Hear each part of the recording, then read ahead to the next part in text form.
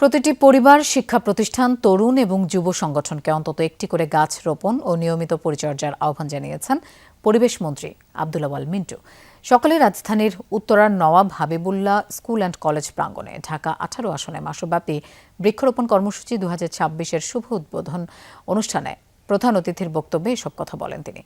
এ সময় 2035 সালের মধ্যে দেশের বৃক্ষাচ্ছাদন 27% উন্নীত করার লক্ষ্য নির্ধারিত সময়ের আগেই অর্জন করা সম্ভব হবে বলে আশা করেন তিনি। অনুষ্ঠানে স্থানীয় জনপ্রতিনিধি, বিভিন্ন সামাজিক ও স্বেচ্ছাসেবী সংগঠনের প্রতিনিধি সহ স্থানীয়রা অংশ নেন। উদ্বোধন শেষে বিভিন্ন প্রজাতির ফলজ, বনজ ও ঔষধি গাছের চারা রোপণ করা হয়। গাছ লাগানোটা শহরে গ্রাম থেকে অনেক বেশি জরুরি।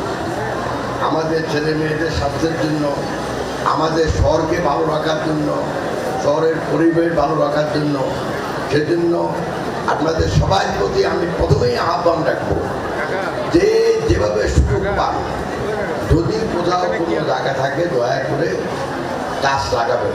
এটা হলো একদম একটা সাদামাটা অনুরোধ আপনাদের কাছে।